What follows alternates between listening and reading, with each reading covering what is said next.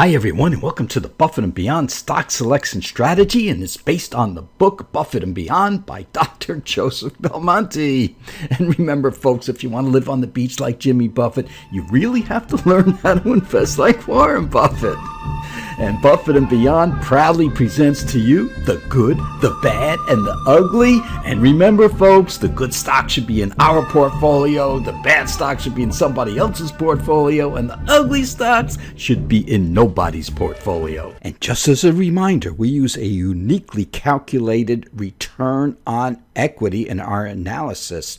And the clean surplus return on equity is a comparable model. And all you have to know is that portfolio is made up of stocks with high return on equity will outperform all other portfolios. Now think of your bank account. An account with a higher return or interest rate will earn more than an account earning a lower interest rate. Yes, folks, it's that simple.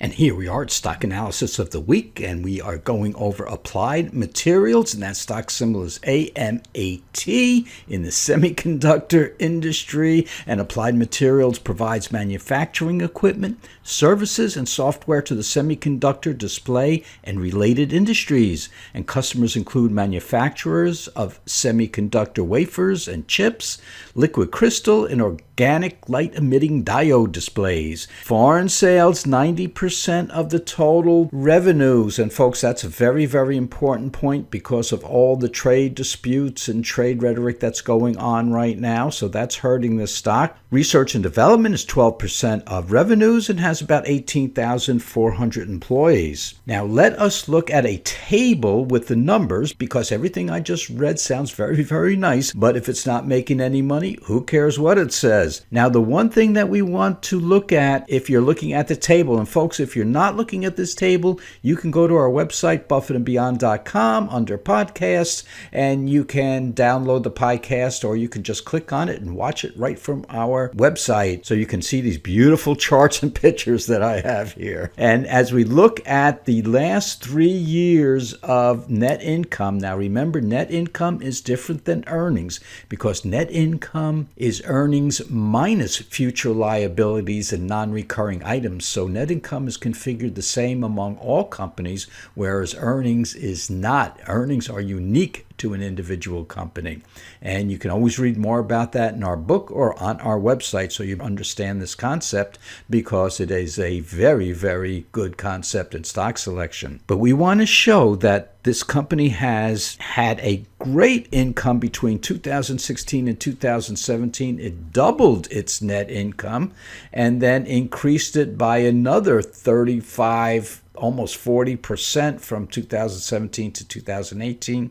However, for going into 2019, the earnings are increasing just by 2.2%. So that's another headwind. So we have two headwinds that we have to consider here. And one is that 90% of the revenue comes from overseas, and that the earnings growth or the net income growth has slowed down. However, the good point, the opposite side of the earnings growth slowing down, is that revenue growth is very, very high at almost 17%. And folks, that is way above the average revenue growth of the average stock in the S&P 500. And we are presently looking at a chart of the past 5 years, and we can see that up until 2 years ago, this stock was an average performer, keeping pace with the S&P 500.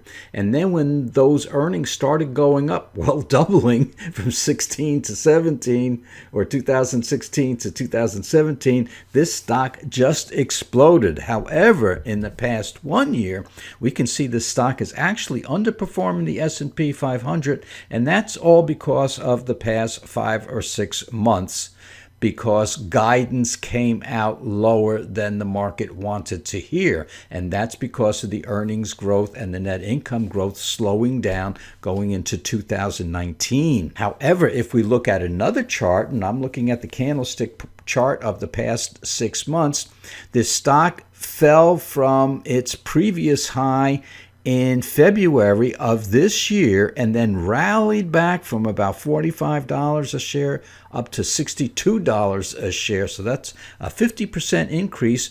Meanwhile, over the past 6 months, it has lost that gain and is now testing the February lows. And it looks like this test is going to be successful, as it has hit that $45 mark, which was the low in February, about 4 or 5 times. And now it is starting to pull up and start a little rally here. So we like the stock at this point, even though the net income growth has slowed down going into 2019, that revenue growth is still very, very high. So as long as that revenue growth stays high, those earnings and net income are going to increase. And with the clean surplus ROE over 20%, which is the criteria to get into our growth portfolio, we still like this stock going into the future. And we think that it has bottomed out here and should begin a nice rally hopefully for the rest of the year. So we are adding to our positions in applied materials because it is already in our growth portfolio.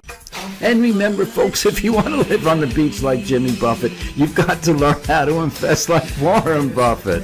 We've had a good week, folks, and here's hoping that next week will be even better. You have a safe weekend, and we will see you next time.